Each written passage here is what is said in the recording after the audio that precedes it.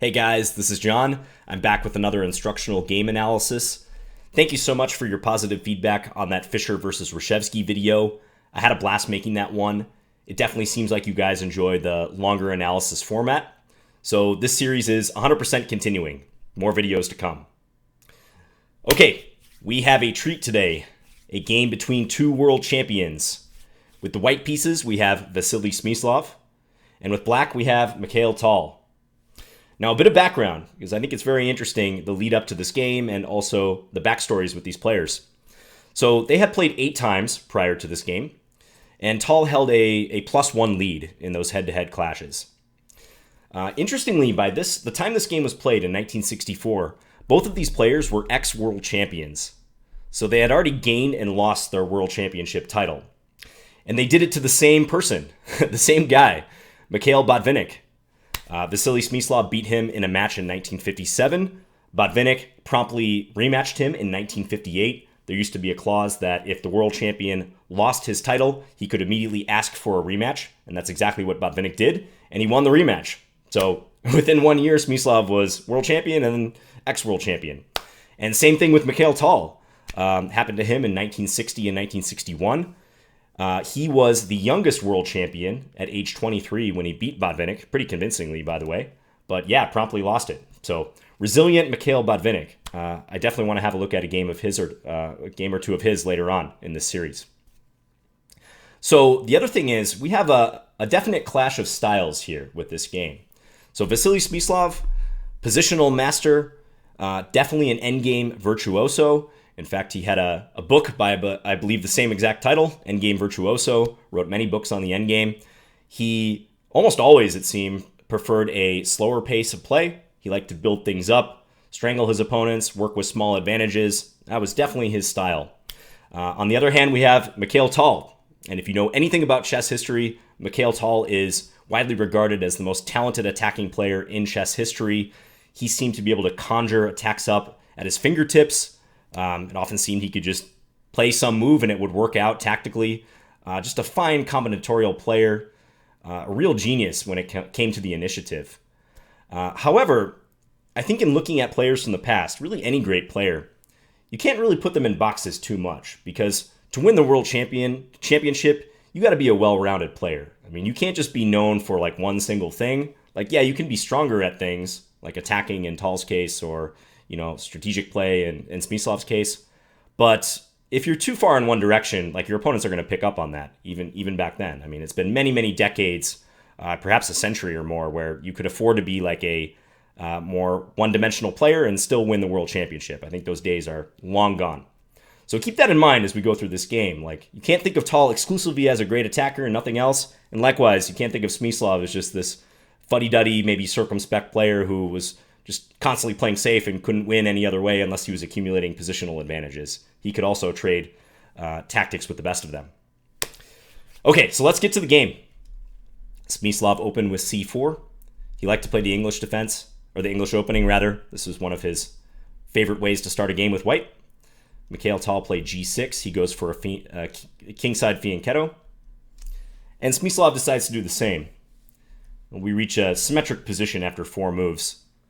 Now here, I played this position with white before. I almost always play knight f3. And there are some interesting opportunities to try to play d4 early on. You can even, after e6, play d4 right here as a gambit. C takes d4, knight b5, looking to either work the knight into d6, maybe even attack c7 in some cases, or simply regain the pawn on d4, if allowed. So that's an option, and I believe that's the most promising option for white, just knight f3 here. But Smyslov plays b3. So he's going for another fianchetto. Tal plays e6. I definitely find this to be the most harmonious setup from the black side when combating this line. You just prepare to develop the knight to e7, and you don't block your dark square bishop. Bishop b2, knight e7. And here, Smyslov plays a dubious move. I think he would agree if he were still around. He plays knight a4. So looking to trade the dark square bishops.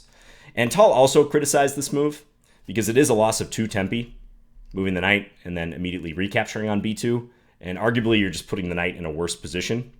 So that decision can definitely be criticized, even this early. By the way, I drew some of my notes for this game and some background, especially on certain interesting lines, from this book, The Life and Games of Mikhail Tal. This is my favorite chess book. I don't remember exactly when I got this book, but it's by Mikhail Tal. It's his autobiography. He talks a lot about exactly that, his life and his games. He was, in addition to being a great player, just a fantastic annotator as well. He really had a knack for highlighting the interesting moments in games, especially like the human moments as a combatant, a competitor in these games. So I highly recommend this book. And yeah, it was cool like playing through his notes to this game and what he had to say about things. So I'll be referencing that as we go through it. So we get this trade. Tal castles. Smyslov plays e3. And now Tal, understandably, he just decides to take over the center, d5. Sometimes if you're playing black and your opponent plays some wishy-washy moves as white, you can fully occupy the center or perhaps even seize the initiative. You don't have to just play as you normally would with black, which for most people is usually to equalize first and then maybe try for something in the middle game.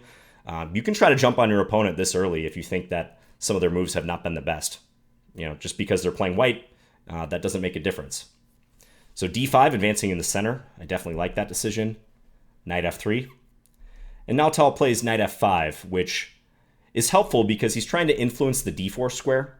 He mentioned that he was trying to discourage white from playing d4 in particular, which I think would lead to potential liquidations if those pawns are all attacking each other. I mean, you could definitely see lines where stuff just gets traded off and we reach kind of a dull endgame. So that's already a challenge to white playing the most natural pawn advance in the center, d4. Also makes way for the queen to come to f6. Smyslov castles. And now you might notice that this light square bishop is blocked by black's own pawn on e6. So Tal decides to play b6, which is a typical method for trying to activate that bishop. So looking to fianchetto it. Going to b7 would be most natural. In some cases, though, you can even think about going to a6, especially if there's pressure on c4. So I like that decision. Now here again, I don't like this next move by Smyslov. Tal doesn't comment on it, but to me it just looks odd. He played knight a4. So a knight on the rim is grim. You should definitely know that. Or if you're an experienced player, you know that saying, knight on the rim is dim or grim. But why did Smyslov play it? Well, I think he wanted to clear the b file for one thing, because later on you'll see he harbors hopes of playing b4, trying to undermine black structure from the side. Maybe also he thought that the pressure on c5 could be helpful in conjunction with d4. But yeah, this is questionable. I'm not really impressed by this knight move again. I think instead, taking on d5 was probably a better option, trading a flank pawn for a wing pawn. It'd be really nice if he could do this, but I think even this direct attempt, something like this, here, let's say a situation like this, I really fear that this pawn could come under attack with black preparing queen f6, maybe even queen f6 immediately, or if he wants to defend d5, play bishop e6 first. I think here you can kind of see the difference in activity between these knights. Black's knight is very purposeful in conjunction with that move in particular. White is kind of like just drifting here. And even on a4, I don't really see what it's going to do. Maybe go back to c3 is the best attempt for that knight. So when you have like an awkward setup out of the opening, that does tend to lead to problems. There's kind of that domino effect. But that doesn't mean we're not going to criticize Smyslov for playing knight a4. I still don't like that move. So Tal plays bishop b7. Now Smyslov does trade on d5. And Tal says Smyslov's next move is correct. He plays d3. And I agree. I think this is probably the best way of playing it, especially if you're not going to go for d4 in view of those lines I mentioned, especially with the queen coming out to f6. I think d3 is proper. You have these pawns side by side. Black definitely has a slight advantage in the center, a little more space, but white's controlling a lot of squares here. That's the benefit of those pawns side by side. You always have like 4 squares you're controlling in front of them and diagonally. So, nothing terribly wrong, let's say, about white's position, although I would prefer black. So Tal plays queen f6, connecting his rooks, developing. Queen d2. Rook d8, rook a d8. Rook fd1, I think these moves are understandable. Rook f e8. So Tal is putting his rooks on the traditional files, the files that, everything else being equal, you're usually going to send your rooks to, the 2 center files, because often in the middle game, a lot of the action takes place in the center, so setting that up makes sense. Now here, Smyslov plays rook a b1. And again, this is one of these questionable moves. I definitely don't think it's as big of a mistake as knight a4, the last knight a4, or even the original knight a4. But I think it's kind of a step in the wrong direction. And he's playing this move to hint at the b4 break. So he's kind of looking to that wing to create counterplay. But black looks so nicely placed in the center. I think this rook would have been better off on the square that Tal recommends, and this is definitely a move I would play if I just had this move in a blitz game, or this position in a blitz game. Rook ac1. I think putting the rook here, it's no longer in danger from the queen, but this just seems like a much more productive file than the b file. I think a3, b4 is a bit of a pipe dream, so yeah, I'd like to put it here, have some influence on this c file. Maybe the additional pressure against c5 could be helpful. If ever white gets in d4, white will probably be thanking himself for putting the rook here. Looks like a better move. I agree with Tal. But rook b1. Tal plays knight d6. So this hints at some activity, because now he might have this idea of knight e4. And if white were to take on e4, Tal could recapture with the d-pawn, and that would be a discovery on the queen. So note that rook on d8. Let's just play like kind of a null move here for white. a3, maybe he looks to play b4. So you can imagine a discovery like that, leading to problems for white. So Smyslov, I believe, knew that was in the air. So he again plays a knight retreat, kind of an awkward knight move, knight e1. And once more, I probably sound like a broken record already on move 18 here, but I really do not like this move. It just looks wrong to me. I've missed plenty of backward knight moves in my chess career. Experienced players will tell you that backward knight moves are some of the hardest moves to see in chess because naturally you're almost always looking for the knight to go forward. But yeah, this one I don't like. Takes the sting out of knight e4, but there's almost no redeeming value otherwise. Maybe he was looking to play knight c2 in here. But watch what happens after this move. Instead, though, I think this was actually a pretty good moment to play d4. Because this knight is no longer on f5, d4 was completely justified here. And yeah, it does allow the knight into e4 with tempo on the white queen, but big deal, we just sidestep. We can go to b2, further reinforcing d4. White has 1, 2, 3, 4 defenders on this square, and black only has 1, 2, 3 attackers. So no worries for white as far as the defense of d4. And he could finally get that pawn advance in, and I think the position is roughly balanced. I don't see anything major that white has to worry about here. Still some questionable stuff, like especially with this knight, but it's likely that the pawn structure will now change. Maybe white can take on c5, and that might produce a hanging pawn structure. So yeah, I think d4, much better decision right there. But Smyslov goes for knight e1. And now the next several moves are Tal in his element, especially an upcoming move here. So Tal plays d4. He says, all right, enough of this maneuvering. Let's initiate some action. Pawn clash. Understandably, Smyslov wants to keep the position closed. Black is much better placed in the center, so you don't want to open too many lines here. So e4. Tal goes queen e7. This makes way for the f-pawn. He's thinking about enlisting the help of the f-pawn, moving it up to f5, and trying to take out the e4 pawn. And now Smyslov carries out this knight maneuver, so knight c2. Again, probably his original intention with knight e1, trying to maneuver it here. But Tal points out, and I think rightly so, that Smyslov might have missed something, and that it was better to play f4 in order to meet f5 with e5. e5 would be a very nice move to play in response to f5. Again, keep the position closed, establish a protected passed pawn. That helps white a lot going forward. Black's pieces are not going to be streaming in at all. But on knight c2, f5 was played, and Smyslov took on f5.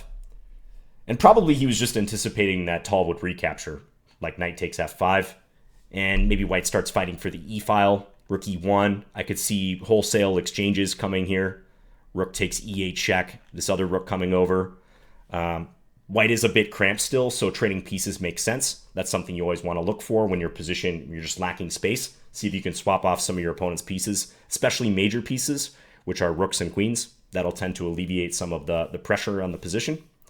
So that's probably what Smyslov was thinking was going to happen after e takes f5. But here we go. So Tal igniting and recognizing that he had an initiative here. He was famed for seizing the initiative, and he does exactly that with knight e5, unleashing the bishop on this diagonal. And I think warning bells were probably going off in Smyslov's head already. He knew that it's dangerous to hand Tal any sort of free attack.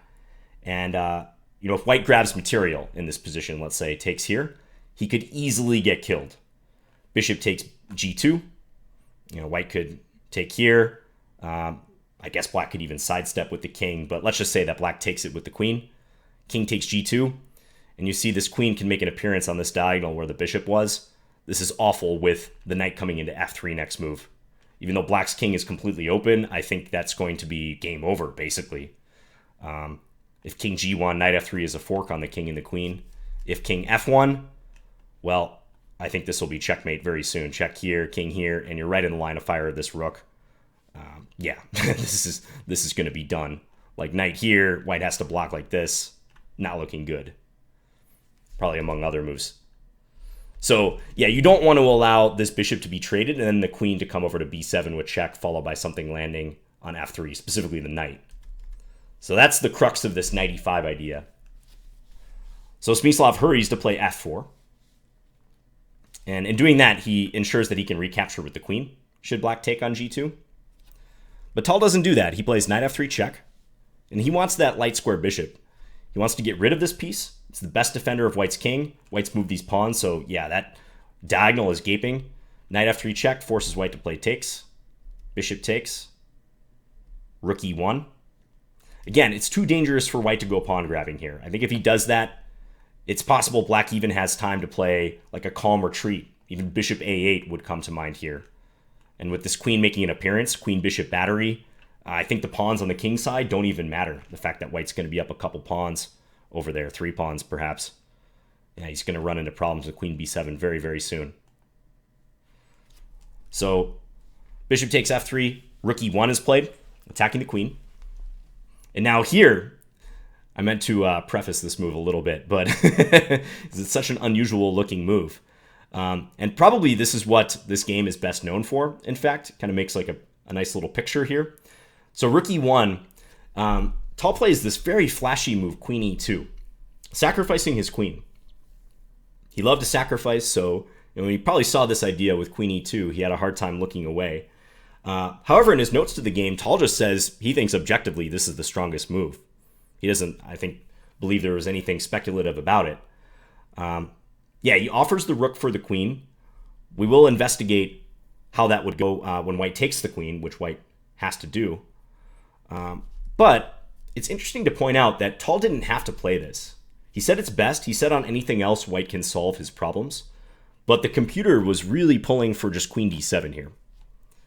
Computer says keep the queens on the board with a similar idea to what I just mentioned. So black is going to try to pull this bishop back, probably to a8, at least that's the square I would go to, and then plop the queen on either b7 or c6 and just create that irresistible battery. I mean, I analyzed a similar line here, like f takes g6, let's just play the most greedy move for white, bishop a8.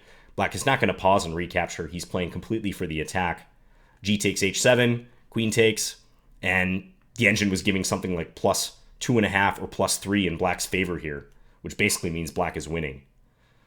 Because the threats are just enormous, just down the diagonal if the queen gets in. You can see these knights play no role in the defense. This rook also, it's just real bad. So I kind of wonder what Tal would have to say about that if you're around today, because he didn't miss much when it came to attacking.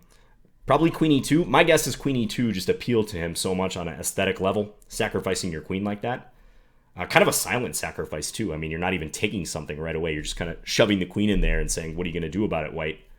But queen d7 looks very convincing to me. Again, always easier when you have the computer to point out these moves. So queen e2. Smyslov takes it. Takes. And now Tal says in his notes that Smyslov played his next move very quickly. They were both getting somewhat short of time already at this point. This is move number 26. So the natural attempt, or the principled attempt against this, would be to keep the queen for white. So Tal gives a line. He says, he looked at queen c1 when deciding on this queen e2 move, and he said that his intention was to play rook g2 check, king f1. You definitely don't want to step into a windmill, right? Like this. Actually, this is going to be a short windmill because that is just checkmate. So don't step into the discoveries with a monster bishop like that on f3. So king f1, rook takes h2, knight e1, because note now black is looking to play rook h1 check, win back his material. So knight e1 trying to block on the first rank. This bishop d5 move, just a calm retreat. And yeah, this position I think is more than compensation for black, or at the very least full compensation. Despite black being down material still, white's pieces are just horribly placed. Most of white's pieces are on the first rank. Again, like even this knight on a4, it's not doing anything over there. Black can calmly build the threats, like he's looking to play knight takes f5, land the knight into e3. Rook h1 is always a threat. Maybe black can throw the rook to e8. All of black's pieces are doing something. White's completely stuck. So Tal looked at rook b2 here. He gave that in his notes. Again, with the benefit of a computer, the engine says white can play knight takes c5, or it even gives g4 here, believe it or not. It says g4 and the position is dead equal. I think the idea there is to discourage knight takes f5. But you got to imagine the human situation, right? Like two guys, two very strong players playing each other. Tal, the most dangerous attacking player perhaps in history, and definitely in that time, the most feared attacking player, just sacrificed his queen against you. You have an option to try to hold your material, but your king is looking super shaky in that line I just showed. Or you can give your queen back and try to play the position that you're known for. You know, get into an endgame, trade the queens, steer this to an endgame. Smyslov's not going to be down any material, so I think from a human perspective, given his style especially, and the game situation, it's no wonder why he played queen takes e2 here against this pseudo queen sacrifice. So, yep, he just immediately returns the material. Bishop takes. And now this is a pretty big threat. You don't want to lose that pawn if you're white, especially with this being a skewer. So he plays knight back to b2, finally gets this knight probably back where it should have been. I keep harping on that knight a4 move, guys, but it's true. I just really dislike that move. And now here, Tal decides to take on f5 with the pawn. Paradoxical, because he could take with the knight, right? And shouldn't you strive to keep your pawn structure intact? Isn't that one thing we always learn? But I like g takes f5. I think objectively those two moves are pretty close in value, but I think this presents white a few more problems practically, because in the future, it's going to be hard for white to activate this majority of pawns. So when the position has settled down a bit, it's especially helpful to think of pawn majorities, because if there's no immediate tactics or major like piece operations going on, probably the pawns are going to be influencing the play a lot. And you want to look at your majorities and minorities of pawns, so where you have more pawns, where you have less pawns. Yeah, and white has more pawns over here, but after g takes f5, like how is he ever going to play g4? It's going to take many moves to prepare. Even if we give him the free move h3, he's not threatening to play g4 because of the two pieces here. And if necessary, black could always play h5 later. So I think that's a great example of like breaking the rules. Good players always seem to know when to do that. So you have this rule, like keep your pawn structure intact, try to keep your pawn islands few, but good players know when to break him. And Tal sensed that this was a good moment to do it. So g takes f5. Smyslov plays rook e1, hitting the bishop. Tal backs the bishop off. And now knight c4. So this knight seems to be cursed in this game. This move looks pretty innocuous. And again, it's another move that Tal passes up without any comment. Because, yeah, it does look pretty logical. I think black's knight, especially on the surface, appears to be better than white's knight. But I think, given the structure that arises after this move, it was better for white to play knight a3 and try to get the knight into c4, but with another knight backing it up. So white's next move could be knight bc4, intending to retake with the a knight should black take. Again, let's just play some sort of null move for black. I know black wouldn't play h6 there, but this is more what white wants to aim for. Because white is going to have this pawn as a weakness no matter what. Even if this pawn comes to c4, that pawn on d3 will still be backward. But the a pawn, white doesn't want to experience too many problems with the a pawn. And by playing knight c4 immediately as Smyslov did, you'll see that he has trouble with this a pawn in the future, even though for the moment black can't attack it. So I think this was a turning point in the game. So b takes c4. And now Tal decides to trade rooks, rook e8. Now, how did he make the determination to trade rooks? Well, for one thing, white's rook stands on clearly the better file. Tal's rook is just staring at this d4 pawn. It's not doing anything in particular. Whereas white, if he gets the chance, he's going to play rook e7. You want to get your rooks to the 7th rank if you're white, 2nd rank if you're black, because that's usually where your enemy pawns are going to be, so you can start attacking them. So on the one hand, he's just opposing white on this file. But also, there's so few pieces left, and if the rooks get traded, we're going to be in a pure bishop versus knight endgame. And the general rule is, if there are pawns on both sides of the board, so distinct kingside and queenside structures existing left in the game, that should favor the bishop. Not all the time, but in general it should favor the bishop, because the bishop is a long-range piece. It's better at shifting sides of the board and attacking on both sides of the board, whereas a knight is a short-range piece. Knights do better in confined quarters. It takes a long time for a knight to go from, the A file to the H file. It takes several moves to get there. A bishop can do that in theoretically one move. So that's why the long-term factors favor black in making this rook trade. It kind of reduces any doubt about the fact that the bishop will be favorable for the knight here. The position is not closed enough. It's almost close enough, but not quite close enough where the knight is going to be able to battle effectively against the bishop. So rook e8, good decision by Tal to offer that. Now Smyslov plays king f2. Both sides are going to be kind of jockeying here for position going into the endgame. It's a given that the rooks are going to be traded. Likewise, white would not want to move this rook away and allow black to just get into e2. That would not be smart. So king f2. Tal trades. And now Smyslov takes with the king. However, Tal says that knight takes e1 was better in order to, in the future, try to get the knight to f3 and maybe to e5. And I fully agree. Again, like these knights on the queen side. I guess this was the king side knight, right? Yeah, so he managed to trade the cursed queenside knight that I was criticizing, but by taking with the king, like where's this knight going to go? Again, questionable decision. So now Tal plays king f8. Going to get his king up a little bit. And now Smyslov plays knight e1. So maybe he realized his mistake and says, okay, I should probably look for greener pastures for this knight on the king side. We're trying to come through one of these squares. Now Tal plays a6. So Tal has a majority of pawns on the queen side, right? We were talking about Smyslov's majority earlier, the 3 versus the 2, and I was discussing how it's going to be tough for him to play g4. Looking at it from black's point of view, though, yeah, he's got this nice 4 versus 3 to work with, and a6 introduces the idea of playing b5, a pawn break. And in response to that, Smyslov plays a4, which is a fully understandable move. Like, I completely get the reason why you would want to play a4 here. It's to stop him from playing b5. But undoubtedly, when you play this move, you put this pawn on an exposed square. And I believe Smyslov played it because he was trying to lure the black bishop back to e8 in order to gain time to transfer the knight to e5. And also perhaps sacrifice the pawn.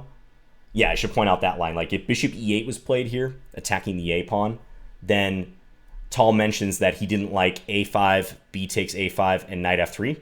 So sack the a pawn, but yes, try to get the knight to e5.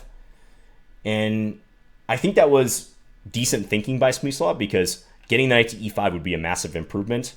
And I think Tal's right when he says that even though he's up a pawn here, they're doubled. Hard to see how he's going to make use of it. And actually going forward, we'll see that positions like this are kind of the quintessential fortress that white can hope to achieve here. So going back to that position, a4, understandable, but a mistake. And I think white would have been better off keeping that pawn back, maybe putting it on a3. But white is worse here. Bishop versus the knight. Lots of play left, and it's understandable why Smyslov played that move. So a4. And again, Tal doesn't play that bishop e8 move. He plays a very high-class move in this position. He plays a5, which blocks white from playing a5 himself. So he's not going to let white unload that pawn, offload it, and double up his own pawns, and fixes a4. So that pawn, yeah, it's not going anywhere in the future, and maybe a future bishop e8 will win it while keeping these intact, so having two connected pawns. So very nice move there by Mikhail Tal. So Smyslov plays king c2 because now he is anticipating bishop e8. Yeah, let's just say white plays a passing move, bishop e8. If this now happens, this is a much worse version, right? Because these pawns are passed. Black can look to play b5 at some point. Still some work to do here for black, but much better compared to that double A pawn version. So a5. Smyslov plays king c2. And his idea is after bishop e8, he's going to play king b3. So just trying to defend a4. But now Tal plays bishop c6. Again, he's wary of this knight coming out. So he gained time by hitting the a pawn, and now he repositions the bishop here. Probably better off than it was on h5, at least for now. Now, Smyslov decides to just wait. King a3. Completely understandable once again. He knows he's worse here. He's tied down to a weakness. He has a hobbled horse. He's having a hard time getting out. Now, this is an instructional position. Okay, and I've given this as a homework problem to students in the past. And I'm going to flip this around. We've been looking at this game from white's perspective, but let's flip it around and look at it from black's point of view for a second here. If you want a challenge, ask yourself, if you were playing black in this position after white's played king a3, what is your plan going forward? What are you going to do to try to increase your advantage? Because optically, we can all appreciate that black is better here, but what concretely, what steps are you going to take to increase your advantage and hopefully win this game? So if you want to pause your video and try to figure that out, you can do so now. Okay, so this has to be done in steps. And this is what I found very impressive about this game, and this is why I wanted to show it to you. There is a step-by-step method black has to use here to win this position. So the bishop versus the knight alone is not enough to win, and this pawn majority that I was extolling the virtues of earlier, it's not helping black at the moment, right? Because b5 is just not possible. White's going to take that. You've got to make inroads on the king side. White's king is far away from the king side. The knight is really the only thing holding you off here. Also the king side pawns, as we'll see. So the natural plan for black is to try to work the king in like this. Try to get at the base of the pawn chain and just start gobbling pawns and winning. So if you saw that, good job. But if you saw the defense, even better. And the defense is, if you imagine that black gets these moves in, white will have to play h3. That move is a must. You've got to deny the king g4. However, once white plays h3, that is a weakness. That's another pawn that white has committed to a light square. You can see that already white is having some trouble, specifically with the a4 pawn, which is on a light square.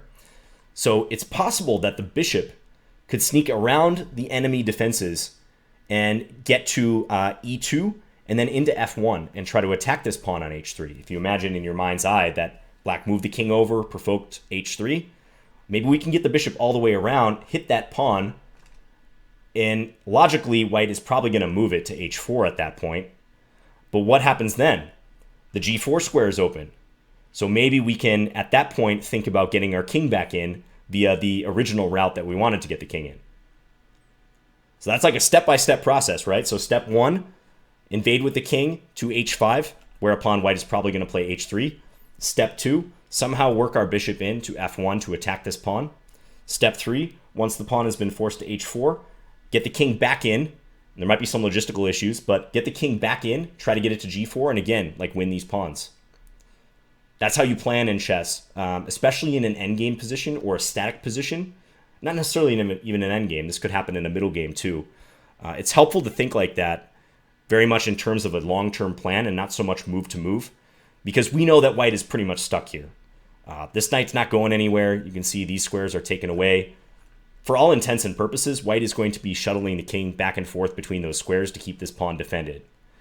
So we can think this way in terms of a long-term plan and exactly what we're going to do and how a subtle change in the position might allow us to gradually improve and maybe win the game. So let's flip this back around. Although I did kind of like seeing it from Tal's position there, his point of view. But this is the plan that he embarks on now. So he plays king f6. Smyslov is simply waiting, as we said. King g6, king a3, king h5. Now white's got to play h3. It's suicide to allow the king in to g4 and then to h3. So white has to do this, but weakness. Big weakness. Pawn on a light square. So what does Smyslov do? Or sorry, Tal do? He brings his king back out.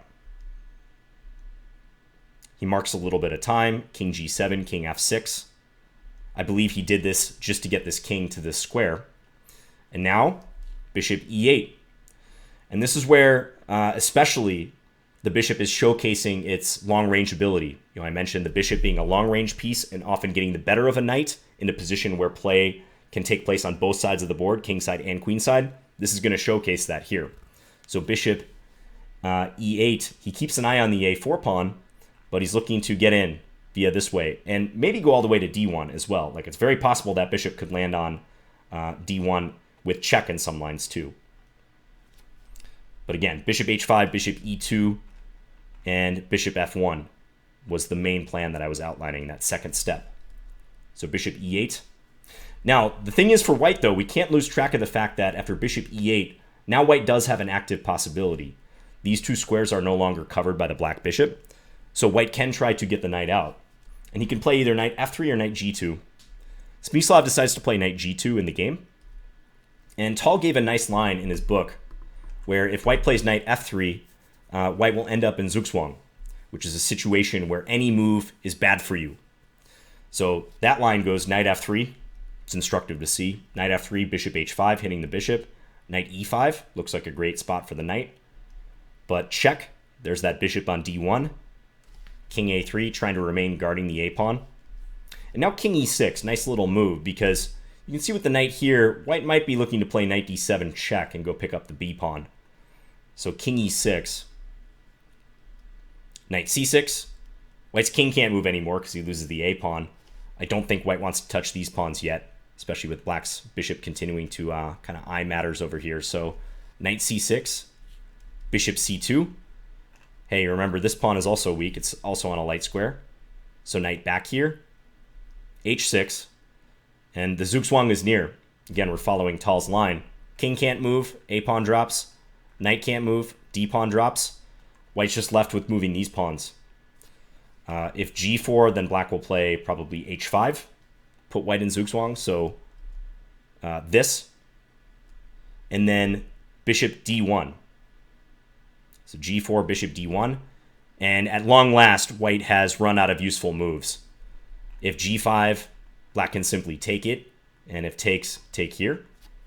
And if the capture on f5 happens, then f4 will drop, the king invades, everything goes kaput. Also, the knight is needed on e5, even though the bishop is no longer attacking the pawn on d3. The knight is now needed to protect g4. So weakness, weakness, weakness. Remember in Fischer-Reshevsky, I was talking about the principle of two weaknesses. Here again, another situation, multiple weaknesses. And that's a nice line by Tal to showcase that. So again, that line started with, after bishop e8, white trying to play knight f3 and get the bishop, or the knight to e5, and we saw the bishop penetrating. So Smyslov plays knight g2 instead. He keeps the knight kind of back. Tal goes bishop h5. Again, looking for either bishop e2 or the check on d1. So Smyslov plays king c2, stopping bishop d1, also defending this. But bishop e2, knight e1, and now bishop f1. And step 2 is about to be complete because the bishop is attacking the pawn. We'll scoop it up if allowed. And if h4, which was not played in the game, black could have implemented step 3 I was mentioning.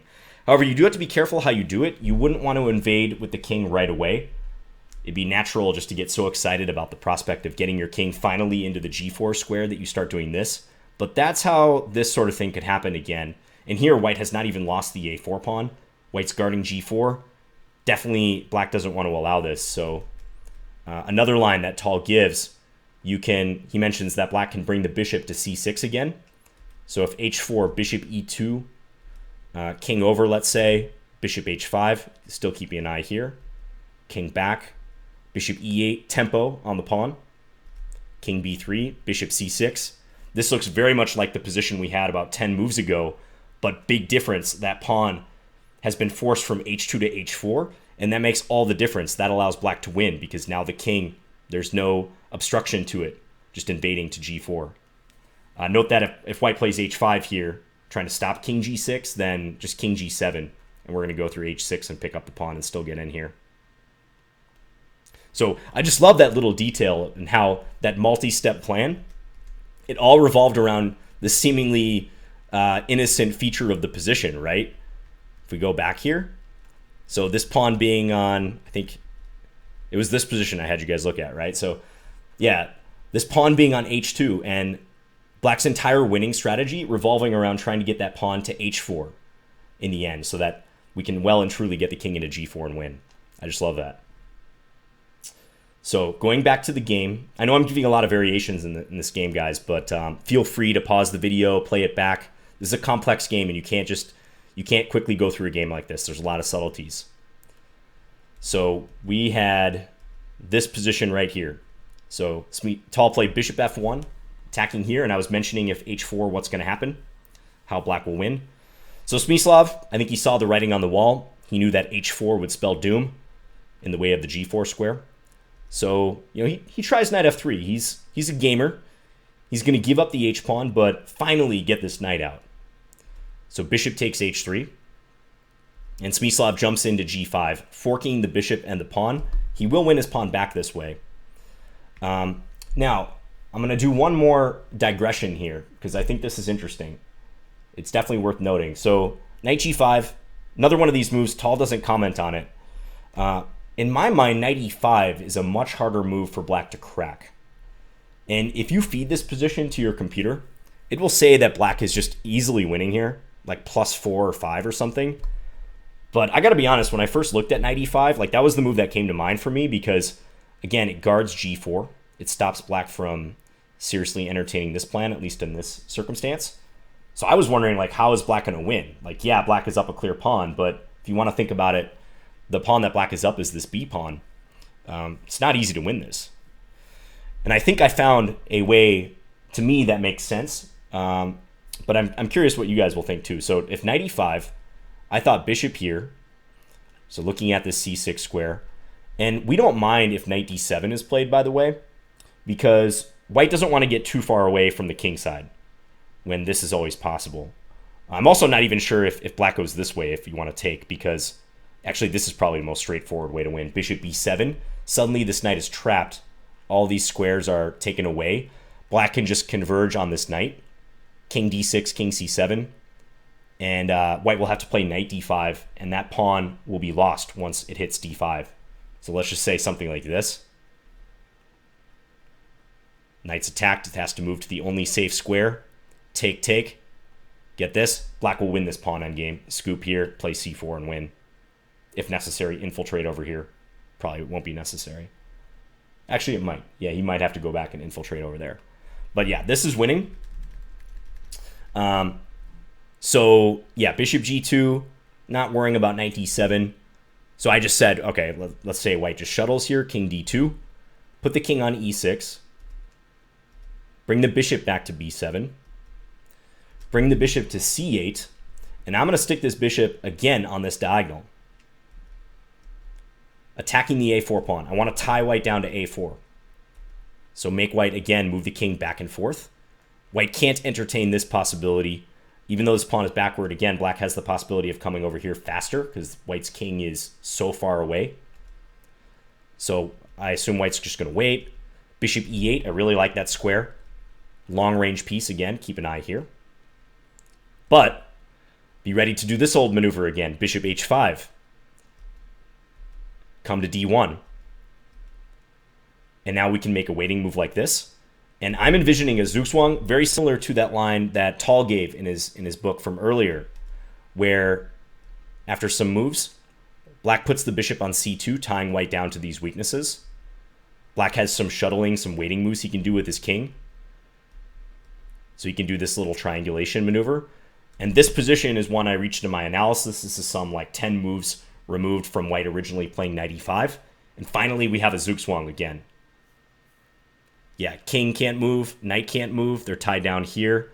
g4 is possible, but I think that will lose after take and take. This pawn is too dangerous. Also, the knight is like straying a ways away from this. Black's king is ready to come up. White's king is out of the game. So that's why I think knight e5 was more tenacious, but you can see that black can still win with this. But it's an interesting attempt. And this is how you get better at the endgame. You really fiddle with these endgames.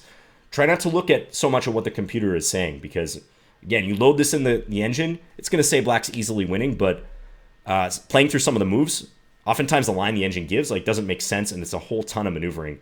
Much better for your development as a player to find a human plan and some plan that makes sense to you. And I think that's the best way to do it. Like, maneuver this bishop back here, put it on e8, and then eventually try to do this, and maybe even put the bishop to c2. That's a whole lot of bishop moves. But I think it has to be done that way, because logistically it's hard to do it any other way. Okay, so back to the game finally. So Smyslov played this knight g5 move instead of knight e5. Tal went here, bishop g2. So yeah, white does regain this pawn, but problem is, here again you see like a triangulation idea. Problem is, this knight is a lot worse placed on g5 than it was on e5. Knight is much better blockading here because it controls g4. Black clearly has this in mind. And the knight on g5 does nothing to inhibit that. So Smyslov tries to bring his king over to help. But bishop c6. Remember, weakness again. King c1. And now here Tal repeats the position. He plays bishop g2. I think he just did that to mark time. A lot of players will do that. That's the old Soviet chess advice. If you have the option of repeating, always do so. Maybe he was just trying to put white under pressure again, or he wasn't sure how to proceed. He does say that he didn't want to play bishop takes a4 because, again, he was worried about this knight transfer, knight f3 coming here. So, yeah, he's not in a hurry to take and allow that knight to reposition itself to the clearly superior e5 square. So we get the repetition. He keeps the bishop on g2. He plays king in. And now knight here. Because I think if the king comes over, then black may well and truly go for that pawn. Like, let's just say hypothetically this happens. King f2 trying to guard this. Now I think this king is a little bit too far for this to be a reasonable plan. Scoop this and the a pawn's just too dangerous. White's really stuck between a rock and a hard place in this game about where to put the king, which side of the board. Same problem with the knight. So king h5, looking to come into g4. Smyslov plays knight e6, king g4, knight c7. He's desperate at this point. He's looking for any way to create counterplay. Tal plays bishop back here. I think white's idea, by the way, is if king takes g3, he's going to play knight d5, guarding here and attacking b6, and saying, you can't take me because then my pawn is going to run and suddenly black loses. So knight c7, Tal plays bishop to c6. Yeah, attacking a4. Knight d5, Tal takes on g3. Knight e7. Yeah, I think knight takes b6 is going to be too slow. King takes f4. Black's up a very valuable f pawn. He's looking to play king g3 and run this pawn. Again, still the attack remains here. So king takes g3, white plays knight e7, looking for the double attack here and here. Bishop takes a4 could be played, but I can understand Tal's hesitancy to do this. This is another position the computer said is completely winning. It said something like plus 20 for black, but there are these ideas, so I can see why he didn't want to go for this. So knight e7, Tal's like, no rush. Another principle of the endgame I mentioned in that Fischer video. This is the one phase of the game where it's beneficial to take your time and try to slowly increase your advantage. Don't take too many risks. So bishop d7 guarding f5 and threatening to take on f4. Knight d5. Now he takes a4. Knight takes b6. And now Tal was hard on himself for this next move. He plays his attacked bishop to e8. But in his notes, he said something like, for the life of me, I don't understand why I didn't just play bishop c6 here. This was far easier. Knight d5, only move for white. Again, like relying on this trick. But then he gives a line, king f3, knight e7, bishop d7, knight d5, a4. And I think this is going to end kind of similar to how the game ended, honestly. Yeah, the a4 pawn could drag away the king, which is in turn needed to defend this. So Tal says that was a lot simpler, just put the bishop on c6. He plays bishop e8. knight d5, king f3, knight c7, bishop c6, knight e6. And yeah, this was one of the problems with the line that Tal chose. The knight can wheel around and he's going to win the c-pawn. But black is doing so well here, it doesn't matter, actually. He starts pushing this outside a-pawn. So a4, knight takes c5, a3. This pawn is close to promotion. Knight b3, trying to get back and stop it. Knight e6 is very similar. So if knight e6, I think this is another line Tal gives. A2, threatening to promote. Take with check. Black takes here. No time to pick up the bishop. We got to move our knight back. So knight c2. Bishop a4 is nice in that case. Force the knight to this awful a1 square where it's completely out of the game and also completely dominated by the bishop. King g3, and black wins no sweat with this pawn. Yeah, this is easy for black, especially if the bishop is ever needed to come back and try to force the king out of the f1 square. That'll be no sweat. Like, let's just say if we continue this line, something like this. White might even be in Zugzwang soon, but yeah, let's just say white does something like this. You could always play bishop d7. And again, that bishop striking on both sides of the board. You see how it's just so much better than a knight, especially a knight stuck in a corner like that. Check is coming, followed by queen. And the knight can only watch. It's trying to defend on the other side of the board. So a3, yeah, that's what happened if knight e6. So instead, knight b3, a2. Now knight takes d4 check, king takes f4, could transpose to that last line. Smyslov decides to play his king over. But king takes f4, king here, king e3, even guarding this pawn. Knight a5. King takes a2 is hopeless. Black is way too fast with this pawn now. King's in an absolutely perfect spot to deny the knight a chance to come back and stop the pawn. So Smyslov just totally desperate at this point. Plays knight a5, hitting the bishop. Bishop e8. That bishop has been around the block a few times this game. C5, f3, c6. Tal sees a clear win. He sacks his bishop for the pawn because he's got this f-pawn that's running. All white can do is try to get the knight back in time. But after f2, this is move number 72 that Tal just played, Smyslov finally threw in the towel. He resigned. If we take this line a little bit further, these guys are GMs, so they give each other credit for seeing this stuff. But if we extend this a little bit for our purposes, white's only move is check. He has to sack his knight for the pawn. But this is a basic winning king and pawn endgame because black gets to play king e2, and that pawn is going to the promised land and becoming a queen. And black wins.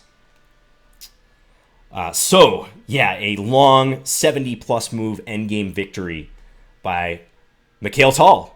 If you were expecting me to say endgame victory by Smyslov, you would have had good reason to do so. But we see Mikhail Tal, the player who's known for his attacking chess and his beautiful combinational play, actually winning an extremely technical endgame, highlighted by that multi-step plan that I mentioned that makes a great training exercise, starting from this position where you have to figure out those steps and how important it is for this pawn to be forced from h2 to h4. I love that. I love seeing a deep game like that. I definitely appreciate games that are won by attacks and beautiful combinations, but to me, winning a game like this, that's the height of chess mastery. When you can accumulate small advantages, your opponent is putting up good defense throughout. I was a little hard on Smyslov at various points because I thought some of the moves he was playing were kind of passive, but he did put up great defense. And even towards the end, he noticed some ways he could try to set up a fortress. But to overcome that as Tal in a domain that your opponent is known for, so beating your opponent in their own style, I think that's ultimate mastery and ultimate satisfaction in chess. So I know this is a long video with many variations, especially in this bishop versus knight endgame. I think it's worth your while to study this and fiddle with the position on your own a little bit too. Let me know if you have any questions on this, and I'll be happy to answer in the comments. So thanks, guys. I really enjoyed this game. Again, this book, Mikhail Tal's autobiography, The Life and Games of Mikhail Tal, highly recommended. Even if you're not so much interested in improving your over-the-board chess, or you don't even play chess competitively, just the stories and his annotations, it's really good. I like this book a lot, so I'd recommend it, or give it as a gift to a friend for their birthday or a holiday or something. All right, guys, I'm gonna wrap this up. Thanks again, and I'll talk to you all soon. Bye.